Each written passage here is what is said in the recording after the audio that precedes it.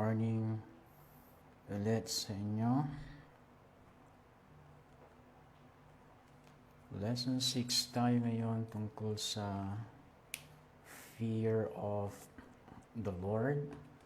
Nabanggit ko nakaraan na anumang klaseng bondage sa buhay natin, anumang bagay na may control sa ating pagkatao, lalo sa mga bagay na nakaka-apekto sa ating faith, nakaka-apekto sa ating Christian life. Ang pinakamalaking, isa sa mga napakalaking hakbang para lumaya tayo sa mga bagay na ito na kumukontrol sa ating buhay ay ang pagkakaroon ng tunay na pagkatakot sa Diyos. Kahit anong kasalanan ang siyang bumibiyag sa iyo, kahit pinakamasamang kasalanan na yan, na hindi mo ma-overcome sa buhay mo, once na pinili mo na matakot sa Diyos, tapos i-develop mo ang takot na ito sa Kanya, malaking hakbang yun para ikaw ay lumaya sa kontrol ng kasalanan na yan. Kahit gaano mo kagusto na lumaya sa bihag ng kasalanan, hindi mangyayari yun hanggat hindi mo pinipili na katakutan ng Diyos at hanggat hindi mo pinagpupursigihan na i-develop yung fear of the Lord na ito. Maging yung direction ng buhay mo ay hindi magiging malinaw kapag wala ang takot sa Diyos. Ang mangyayari dyan kapag wala yung takot mo sa Panginoon, then nandun ka lang na mangyari. Umaasa ka na may mangyaring maganda, pero kung hindi naman, okay lang. Parang ganun lang yung buhay mo. Hinihintay mo na lang yung pagtanda mo, hinihintay mo na lang yung pagpanaw mo dito sa mundo para bang walang saysay yung buhay mo. Ganyan ang mararamdaman ng kahit sino mang Kristiyano na wala na siyang takot sa Diyos. Kaya sa Biblia, makikita mo talaga na lahat ng mga mayroong malalaking accomplishments sa buhay ay yung mga may talagang malaking takot sa Diyos. Kaya ako hindi na ako nagtatanong kung bakit, kung mayroong mga believers, kahit sa mga church members namin, hindi na ako nagtatanong sa sarili ko kung bakit hindi nagiging productive yung iba, bakit nanlalamig yung iba. Ang pinaka-reason lang naman dyan, nawala yung takot nila sa Diyos. Kasi kung hindi nawala yung takot nila sa Diyos, bakit sila manlalamig? Kung hindi nawala yung takot nila sa Diyos, bakit hindi sila magiging productive sa faith nila? Bakit hindi sila magiging productive sa Christian life nila? Imposible kasi yun eh. Kasi hindi mo mapaghihiwalay yun. Pag nagkaroon ka ng fear of the Lord, magiging fruitful ang buhay mo.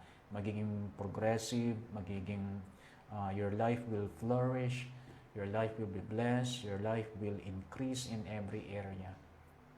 Ganyan ang nangyayari sa mga anak ng Diyos na talagang may takot.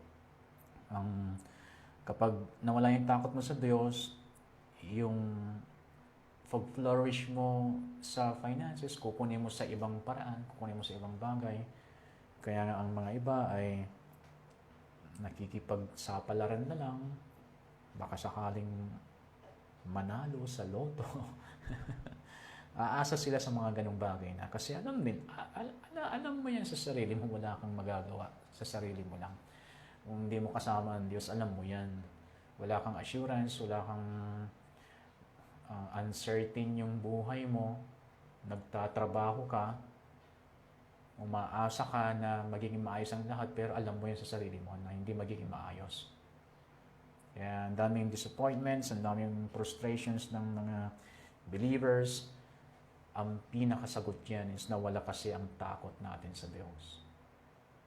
Kaya kung gusto mong mabago ang Christian life mo, balik mo yung takot mo sa Diyos. Gusto mong maranasan ulit yung kung paano iparanas ng Diyos ang kanyang presensya sa'yo. Simple lang ang paraan. Ibalik mo yung takot mo. Matakot ka sa kanya. Ibalik mo yung kung paano mo siya dati tinitreat. Paano mo siya dati minamahal, nirerespeto, ginagalang. Tingnan mo, ang revival, kahit hindi ka umattend ng revival night, marirevive ang faith mo. Marirevive ang spiritual vitality mo. Nako.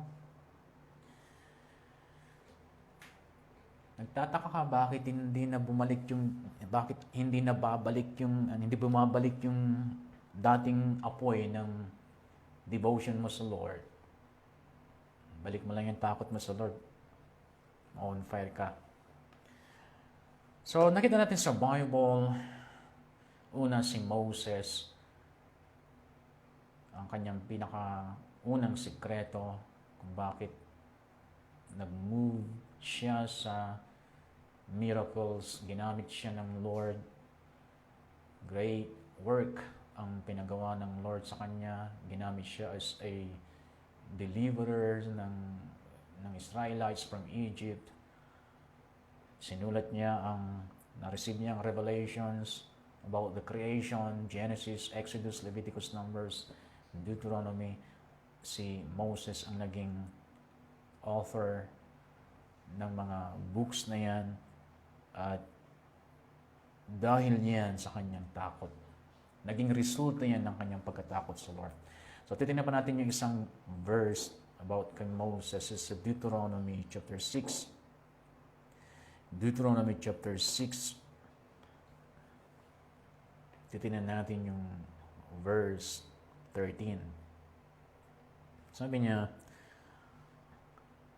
"You shall fear the Lord your God and serve Him, and shall take oaths in His name." So, tingnan dito, magkasama talaga yung fear of the Lord sa serving the Lord. May mga nagsiserve sa Lord, pero wala naman talaga silang takot. But on the other hand, hindi pwedeng hindi mag-serve yung may takot sa Lord. Imposible yun. The moment na hindi ka na nagsiserve as a believer, the moment na hindi ka na nagsiserve sa Lord, then nawala na yung takot mo sa Kanya. Pag nanatili yung takot mo sa Kanya, mananatili kang magsiserve sa Kanya.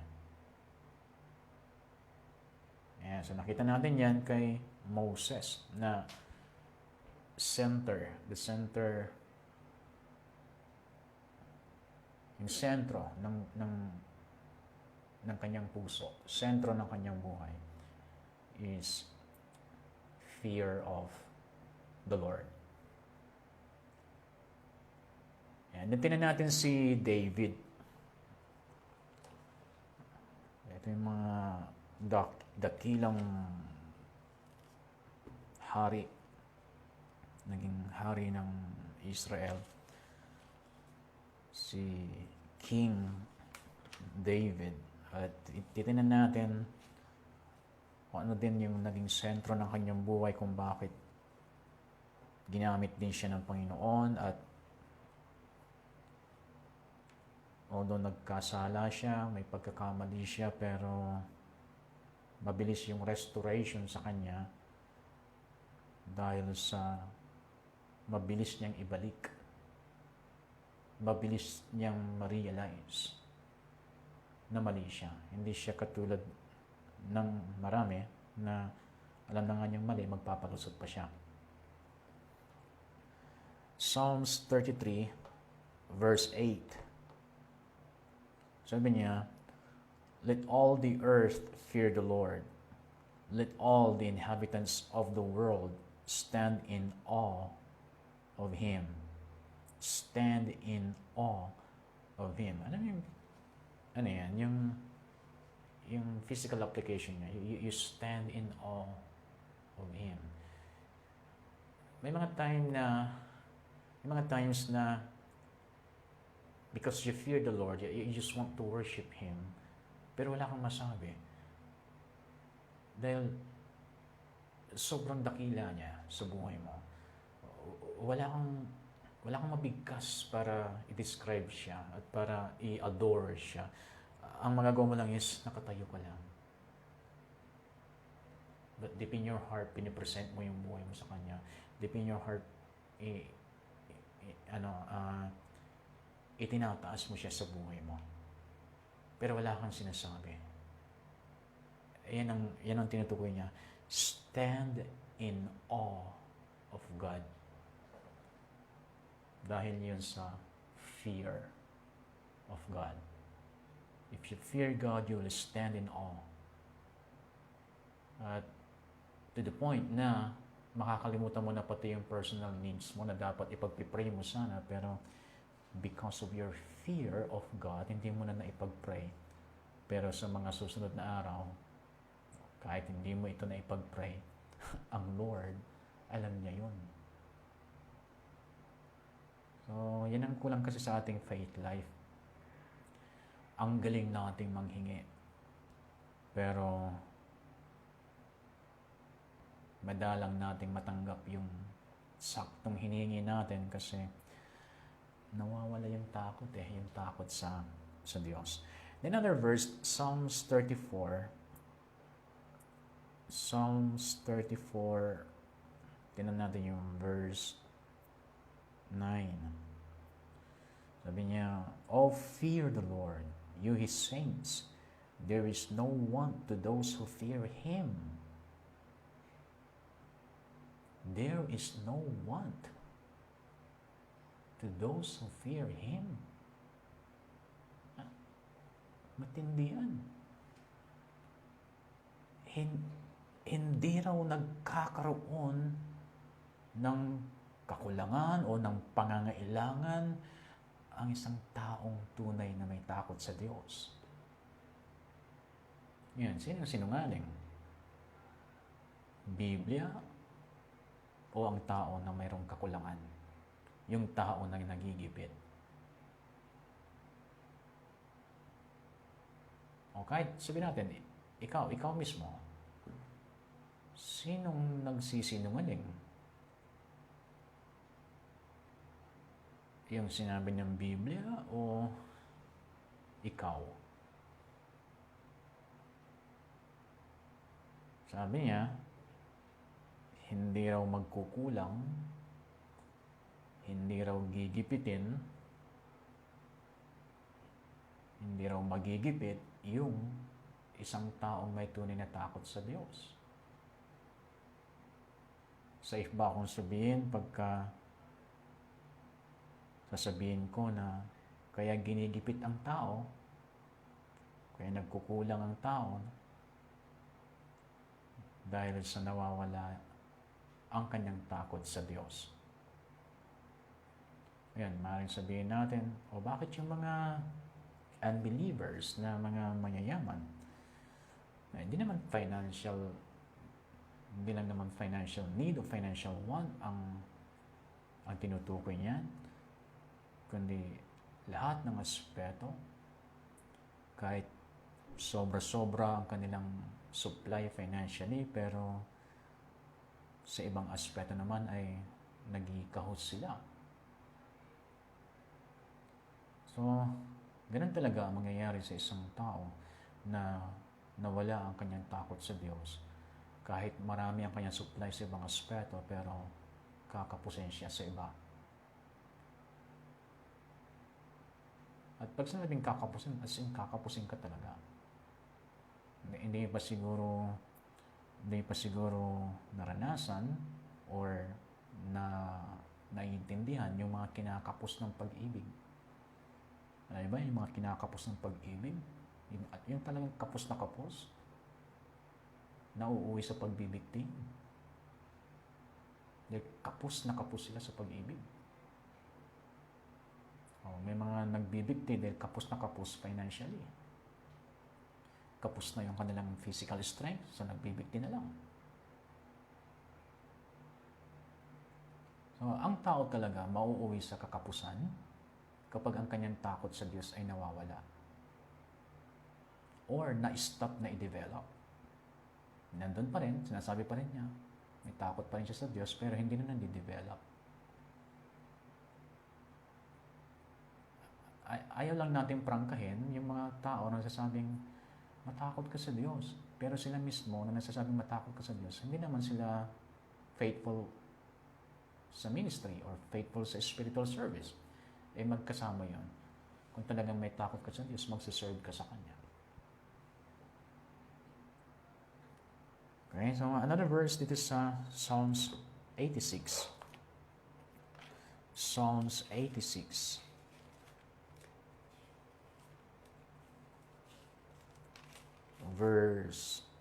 Ano natin yung verse 11.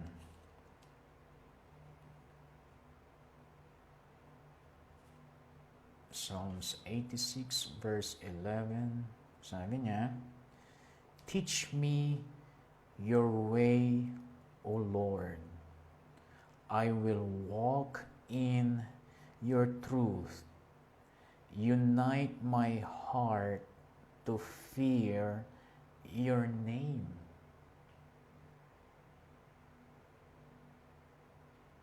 Unite my heart to fear your name. Matinding prayer yan ni King David. At magkakasama yun, to fear your name, to walk in your truth. Teach me your ways. Hindi mo pwedeng pag-iwa-hiwalay ng mga yan, magkakasama yan. If you really fear the Lord, then you are wanting, you are longing to walk in His truth and to discover His ways and to walk in those ways. Yeah. So dapat yan, minamaster natin yan sa ating Christian life. Problema kasi dahil sa may mga financial needs tayo, ang problema kasi may mga specific needs tayo, then dun sa area na yon, paano masolve yung mga specific needs na yon, namamaster natin tuloy yung mga subject, Bible subject, tungkol sa mga bagay na yon, pero hindi na ma-maximize yung dapat maging results ng mga subject na ito sa buhay natin, kasi yung pinaka-importante, yung dapat pinaka-sentro, which is the fear of the Lord, ay hindi nabibigyan ng pansin. Ang hindi natin na-realize, kapag pinili nating matakot sa Diyos, tapos i-develop ito, yung resulta na pwedeng ibigay sa atin, ay yun ang mga pilit nating makuhang resulta through our faith, through our prayer life. And so, may mga times na yung faith natin nag-i-struggle, and then may mga times na hindi natin alam kung anong klaseng prayer ang ating gagamitin para lang matugunan yung ating specific and present needs. Samantalang, kung pinili natin hindi ko sinasabing hindi natin i-master yung mga subject na yan, like faith or prayer. Importante yung mga yan. Dapat talaga ay naging skilled tayo dyan. Pero hindi naman ibig sabihin na dahil sa pag-aaral natin ng mga subject na yun ay hindi na natin bibigyan ng ang pag-develop sa pagkatakot sa Diyos, kasi hindi mo ma-maximize yung epekto ng mga subjects na yon kapag wala kang takot sa Diyos. So, ang nangyayari ganito, yung pinipilit nating makuha sa faith and prayer natin, na nag-i-struggle tayo minsan, ay hindi natin nare-realize na ito ay hindi mo paghihirapan kusa itong susunod sa'yo once na well-developed yung takot mo sa Diyos. Bakit ko sinabi yun? Kasi base din sa mga binasa nating words, hindi kakapusin ang mga may takot sa Diyos. Saan mo ba ginagamit ng faith mo? Kadalasan ginagamit mo sa finances, di ba? Pero kinukulang pa rin tayo, kinakapos pa rin tayo. Samantalang sabi sa kanyang salita, Sa mga may takot sa Diyos, hindi sila kakapusin.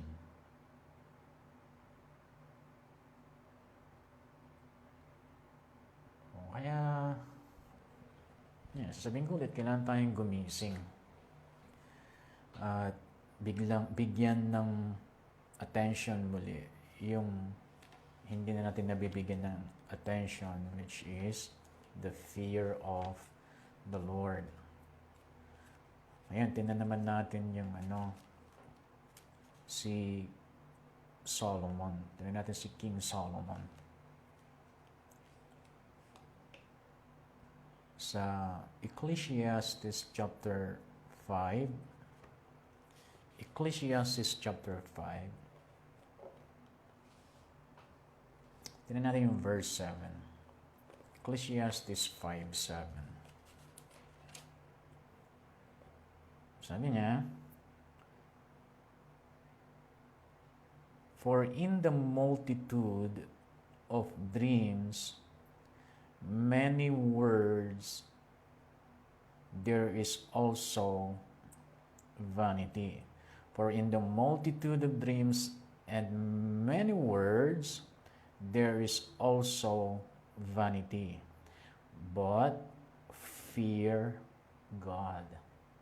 Ano yung ibig sabihin niyan? Walang kwenta, lahat ng mga pangarap mo, lahat ng mga magaganda mong mga nagagawang tula o kanta, walang kwenta ang lahat ng mga yan, yung mga mabubulaklak mong pananalita, walang kwenta ang lahat ng mga yan kung wala kang takot sa Diyos. Walang kwenta ang lahat. Vanity, sabi niya. So, magkakaroon lang ng kwenta yung pangarap mo, yung pag marunong kang magsalita, meron kang public speaking skills, magkakaroon lang ng kwenta ang lahat ng mga ito kung may takot ka sa Diyos. Hindi ba napapansin ang isang tao na walang takot sa Diyos tapos ang taas ng kanyang pangarap, pag natupad na niya yung pangarap niya, ano-ano ang mapifeel niya? O sa una masaya yan. Pero darating siya sa punto na wala na bang iba? Wala na bang mas mahalaga kaysa dito? O kaya nga may mga ministry na na-establish na alerto sila sa mga successful artist, successful athlete, ganon. Kasi alam nila na pagkatapos ng tagumpay ay kalungkutan. Kaya may mga ministries na nakaantabay sa mga artista na ito na aalalay sa kanila lalo na sa highest peak ng kanilang career. Kasi nauuwi ang iba sa kanila sa pagbibikti or nauuwi sa pagdodroga dahil sa hindi nila maintindihan, dahil pinangarap nila pero nung natupad yung pangarap, bakit parang kulang pa rin? It's vanity pag wala yung takot sa Diyos talaga. Pero doon sa may takot sa Diyos, minsan kahit wala nga siyang pangarap Hindi ko sasabihin hindi kayo magkaroon ng pangarap. Pero ang isang taong may takot sa Diyos ay kahit wala siyang pangarap, mauuwi siya sa magandang buhay. So, diyan pa sa chapter 8, Ecclesiastes chapter 8, tingnan natin yung verse 12. Verse 12, sabi niya, though a sinner does evil 100 times, and his days are prolonged, yet I surely know that it will be well with those who fear God, who fear before Him. Ano yung ibig sabihin niya? Kahit na hahaba pa yung buhay ng isang taong masama, kahit sabihin pa nilang masamang damo mahirap mamatay, kahit humaba pa yung buhay niya at tuwang-tuwa siya pag nalusutan niya ang kamatayan. Pero pag wala siyang takot sa Diyos, walang kwenta yung dumagdag na buhay niya. It's all vanity.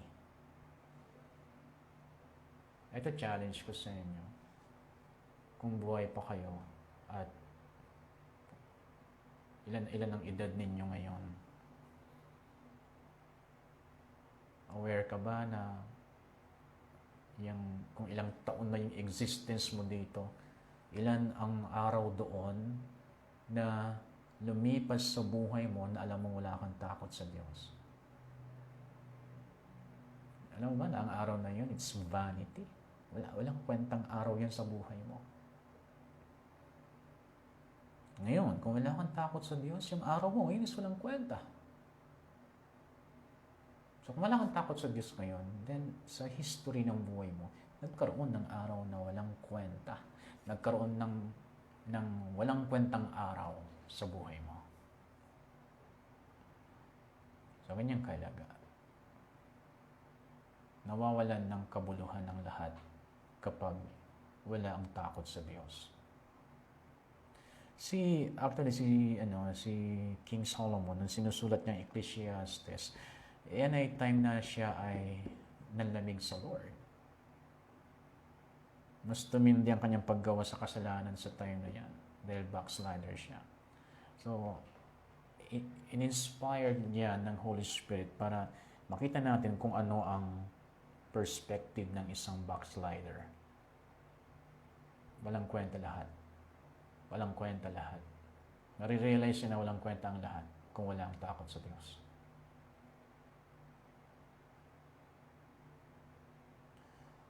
Diyan pa sa Ecclesiastes chapter 12, tingnan natin yung verse 7. Then the dust will return to the earth as it was, and the spirit will return to God who gave it. Vanity of this says nature. All is so, ibig sabihin, habang spirit mo, gamit mo,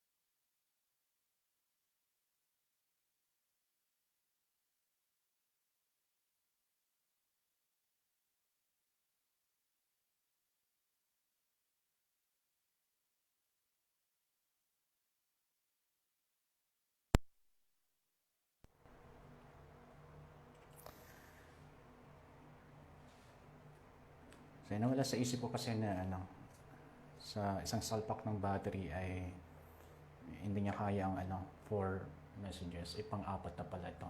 Pasensya na, pero thank you sa sa info.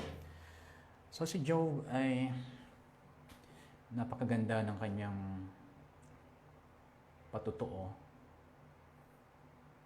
na nakaka-challenge sa atin dahil sa result ng kanyang naging personal life ay naranasan niya yung wealth, riches.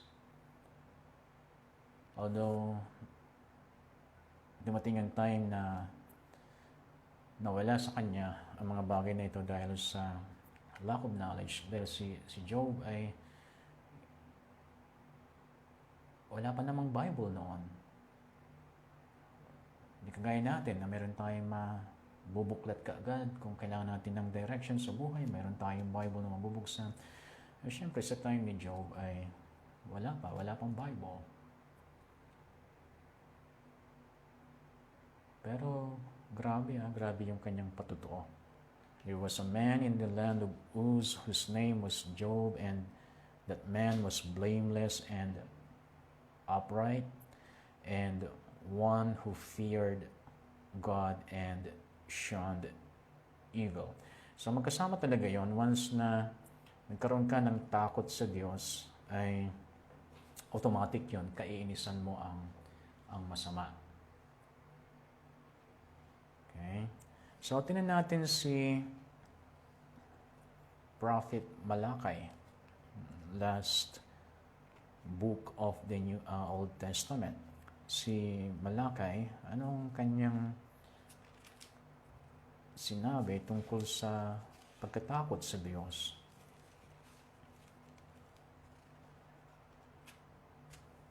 Malakay chapter 2, tingnan natin sa verse 5. Malakay 2:5. My covenant was with him, one of life and peace, and I gave them to him that he might fear me. So he feared me and was reverent before my name. Kita niyo kung anong pinupunto niyan? The purpose of God for giving you life, and for some of you, you are experiencing peace. The purpose why God gave you that kind of life is that you might fear Him. So are you fulfilling the purpose of that life that He gave you? Are you fulfilling the purpose of the peaceful life that He gave you?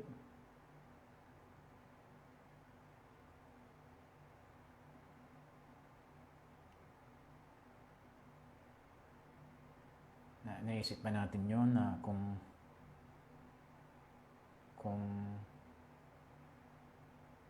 may tinatamasa tayong blessing ngayon at mayroong kapayapaan ng ating kaisipan ngayon, ay naisipan natin yon na ang purpose ng lahat ng mga ito ay that I might fear God, or ang ating nasa isip is just to celebrate. Thank God for your blessing. Thank God for your goodness. Hindi, dapat kung buhay ka pa ngayon at kung meron kang tinatamasang maganda, pagpapala, dapat nagmo-motivate yan sa'yo na mas lalo kang matakot sa Diyos. Okay na ikaw ay nagpapasalamat. Okay na ikaw ay nagpupuri. Pero higit sa lahat dapat, mas katakutan mo ang Diyos. Yan ang purpose ng buhay mo. To fear Him. Okay, sa chapter 3, Malakay chapter 3, verse 16. Malakay 3:16. Sabi niya, Then those who feared the Lord spoke to one another, and the Lord listened and heard them. So a book of remembrance was written before him for those who fear the Lord and who meditate on His name. Tindi, no? The Lord listened and heard them. Minsan kahit kaano kalakas, kalaki yung faith natin na ginagamit natin sa mga promises ng God, parang feeling natin hindi niya tayo naririnig. Parang feeling natin hindi umi-epekto. Alam niyo kung bakit natin naisip yon? Kasi totoo din naman na talagang dito sa salita niyang binasa natin, hindi niya pwede kasing pakinggan. O pag sinabi hindi pwedeng pakinggan, hindi niya talaga masasagot yung nananalangin sa Kanya na walang takot sa Kanya.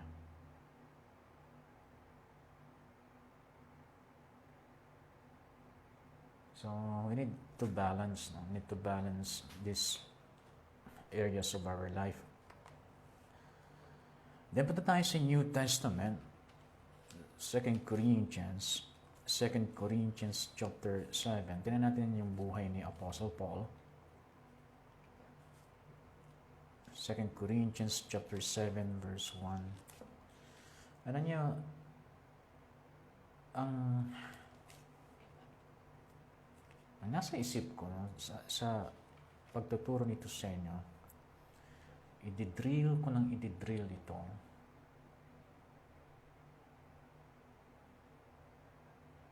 hanggat hindi tumula ang luha ninyo. Ma-realize ninyo na one of the most important things in your spiritual life ay nakaligtaan mo. And that is to choose and to develop the fear of the Lord. May mga times na alam mo, mali yung ginagawa mo, pero para bang pinapakita mong mas gusto mong gawin yon sa time na yon. Pero alam mo na nakikita ng Lord. At kaya ganun yung ating attitude sa paggawa ng masama na yon, because we don't fear God sa time na yon. Nawala yung takot natin. Kaya lumalabas na we are playing with evil. We are playing with sin. And we need to repent. Dahil kaya lang tayo nandun sa punto na yon o sa sitwasyon na yon because we lost the fear of the Lord. 2 Corinthians chapter 7 verse 1.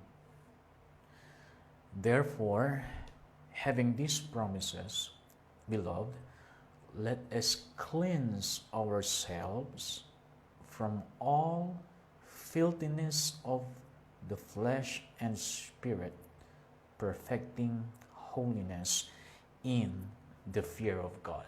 Pag sinabing perfecting holiness, is developing. Ibig sabihin, developing holiness. How? In the fear of God. So ulitin ko, any believer, or there is no believer that can develop a holy lifestyle without first fearing God. Only those who fear God truly can maintain a holy lifestyle. Kahit gaano ka ka-eager to live holy, without fearing God first, then you will be disappointed. So, it is the center talaga. It is the sabi natin, it is the key to holiness. The fear of the Lord. So, tingnan natin si Apostle Peter sa 1 Peter. Apostle Peter. 1 Peter chapter 1.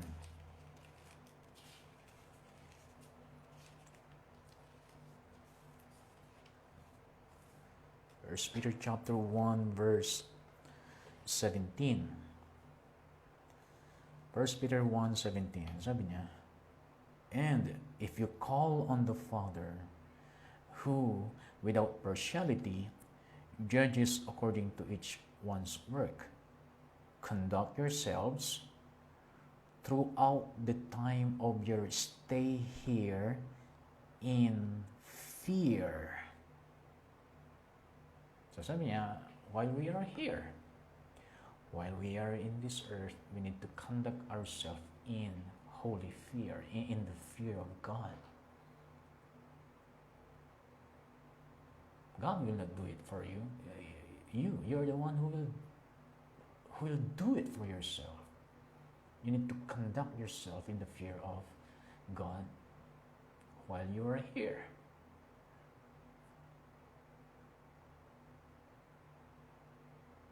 Okay? And then there's chapter 2,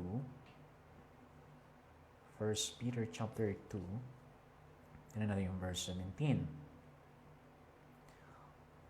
Honor all people, love the brethren, fear God, honor the king. Okay, so sa verse na ito, may 4 na magkakasama na hindi mo pwedeng paghiwa-hiwalayin. And one of them is fear God. So anong kasama ng fear God? Honor all people.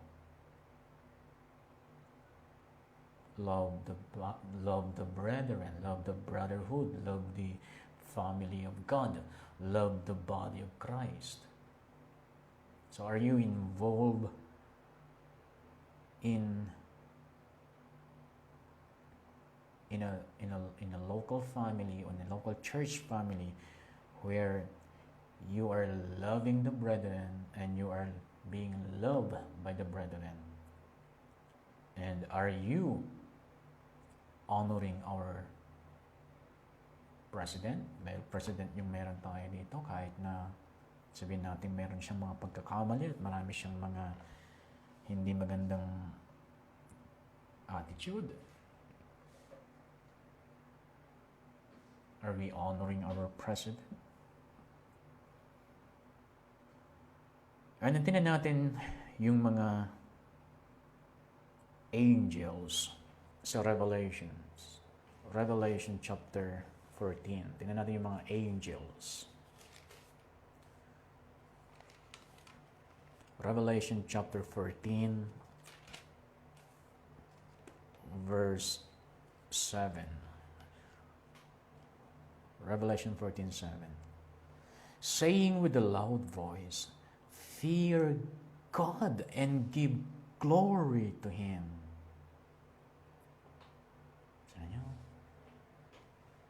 Fear God and give glory. Fear God and give glory. Gusto mo talaga nga, no? Gusto niya talagang maibalik yung the genuine kind of worship. The deepest kind of worship to God, for God. Alam mo kung paano mangyari yun? Ibalik mo yung takot mo sa Kanya. Then that kind of worship, na kung paano mo i-worship ang Lord dati, or mas higit pa ang darating, ang mag-overflow sa'yo. Ma-amaze ka na madali kang makapasok higher level of worship. And while you are doing this, while you are worshiping God with all of your heart, ay nawawala sa isip mo yung mga negative situation ng buhay mo, ng pamilya mo, sa trabaho mo, yung mga conflicts sa mga loved ones mo, nawawala sa isip mo dahil yung concentration mo nandoon sa overflowing genuine worship sa God. And then marirealize mo gaano kabilis mag-solve ng problema ang Diyos. Na bago mo pa ito i-request, yung answer nandyan na. Kasi hindi mo pa naipag-pray, nakikita mo na naaayos na. Mabilis pa sa inaakala mo. Now, compare that sa isang believer na apply ng power of words, apply ng kanyang mga alam na principles of prayer and confession,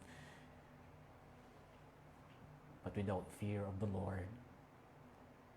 Pagod nang nagko-confess, pagod na sa kakaklaim, ni wala man lang siyang makitang evidence na umiepekto ang kanyang ginagawa. Yan ang consequence ng kawalan ng pagkatakot sa Diyos.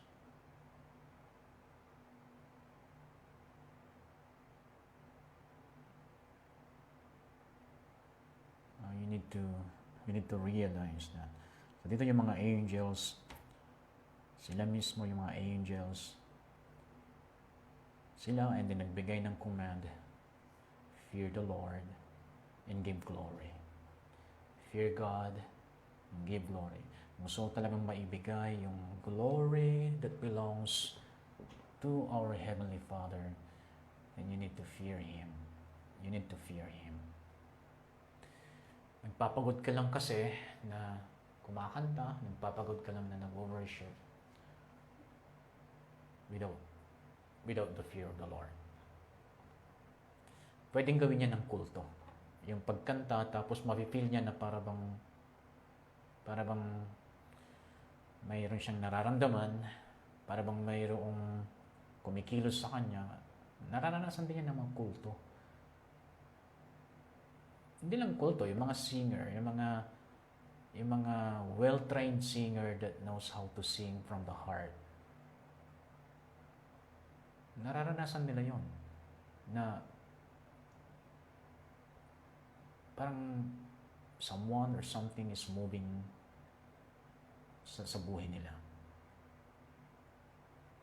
Pero iba yung pure worship to God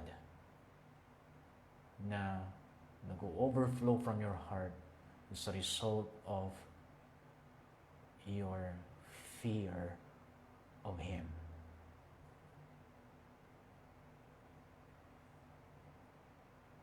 What would happen if the whole church will gather na ang bawat isa ay mayroong fear of God? What would happen, or what could happen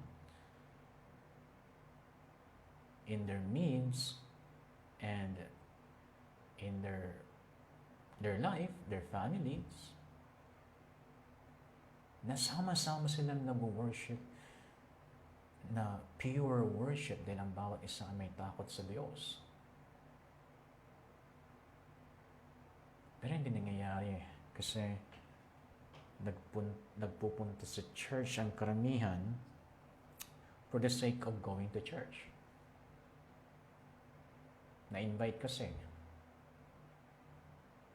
Or may different purpose.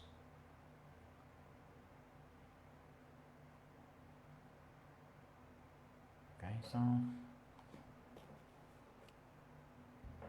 extend ko lang ng 5 minutes. Hindi ko sure kasi kung medyo mahaba ba yung medyo nagka-problema yung sound.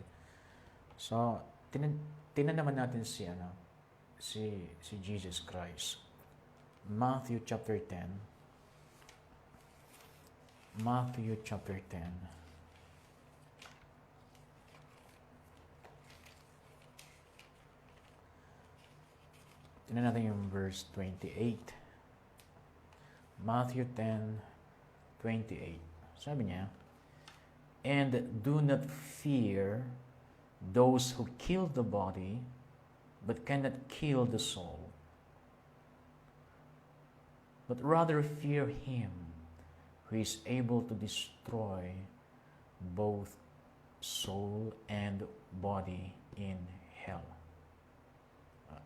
New King James Version, yung sinabi, but rather fear Him. God ang tinutukoy, which is, ibig sabihin ay He can allow anybody to go to hell. So sabi niya, you need to fear Him. So dito si Jesus Christ mismo, hindi niya tuturo yan kung hindi niya sinasagawa. Bilang nagkatawang tao, bilang human na nandito sa mundo, alam niya na hindi siya magtatagumpay without the fear of God.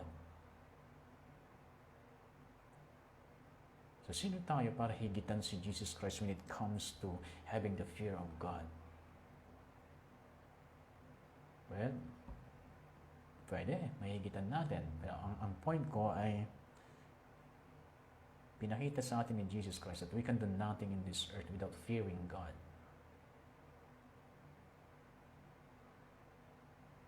We can do nothing without fearing God. Bakit? Kasi yung pagkatakot sa Diyos, umpisa ng lahat. Umpisa ng pagtitiwala mo sa Kanya. Umpisa ng pagsamba mo sa Kanya.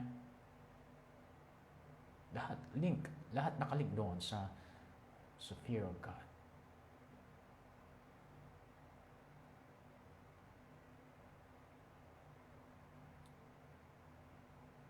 Okay, so sana ay nabungkal ng husto ang inyong puso tungkol sa subject na ito.